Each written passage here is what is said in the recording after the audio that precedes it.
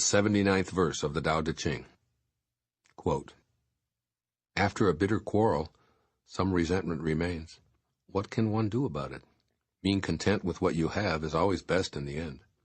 Someone must risk returning injury with kindness, or hostility will never turn to goodwill. So the wise always give without expecting gratitude. One with true virtue always seeks a way to give. One who lacks true virtue always seeks a way to get. To the giver comes the fullness of life. To the taker, just an empty hand." Unquote. Living without resentments. In this verse, which has been so helpful to me personally, you're asked to change the way you hold resentments following a difference of opinion or an outright quarrel. Now, what causes annoyance and anger after a dispute? The generic response would be a laundry list that's detailed why the other person was wrong and how illogically and unreasonably they behaved, concluding with something like, "I have a right to be upset when my daughter, my mother, my husband, my ex-husband, my boss, whomever, speaks to me that way." But if you're interested in living a Tao-filled life, it's imperative that you reverse this kind of thinking. Resentments don't come from the conduct of the other party in an altercation.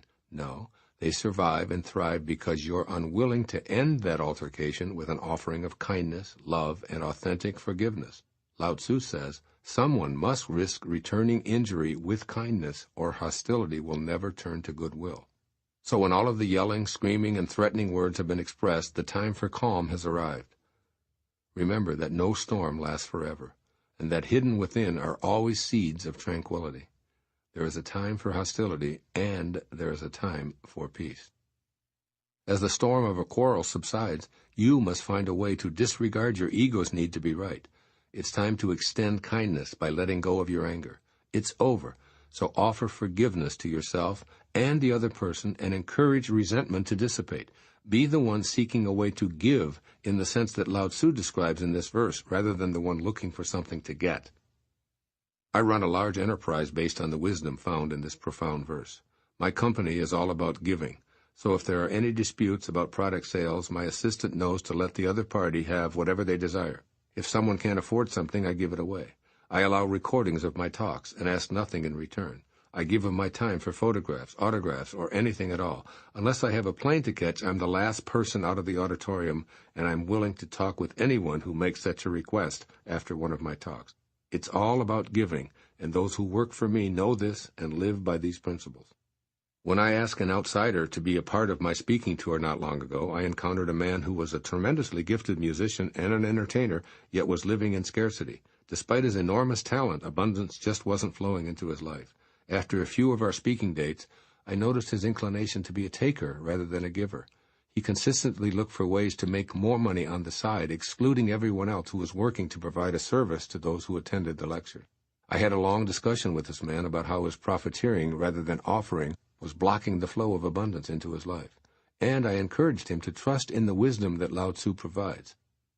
The point here is that this was an opportunity for both of us to proceed on the tour without any resentments.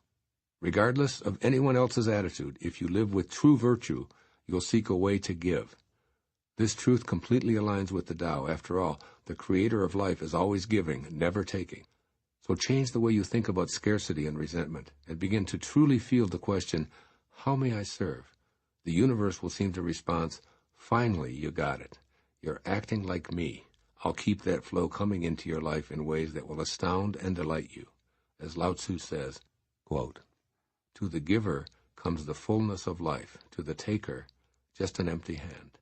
Unquote. Here's what Lao Tzu encourages you to do to make the wisdom of the 79th verse your reality. First, end on love no matter what. Picture yourself at the termination of a quarrel or major dispute. Rather than acting with old patterns of residual anger, revenge, and hurt, visualize offering kindness, love, and forgiveness. Do this right now by sending out these true virtue thoughts to any resentments you're currently carrying. Make this your standard response to any future altercations. I end on love, no matter what. And secondly, practice giving. In the midst of arguments or disagreements, practice giving rather than taking before you exit the fracas. Offer the Tao treasures of real virtues by presenting kindness rather than a put-down, or a sign of respect instead of proving someone else wrong. Giving involves leaving the ego behind. While it wants to win and show its superiority by being contrary and disrespectful, Your Tao nature wants to be at peace and live in harmony. You can reduce your quarreling time to almost zero if you practice this procedure. Do the Tao now. Silently recite the following words from the prayer of St. Francis. Quote, "Where there is injury, let me bring pardon." Unquote. Be a giver of forgiveness, as he teaches. Bring love to hate, light to darkness, and pardon to injury. Read these words daily, for they'll help you overcome your ego's demands and know the fullness of life.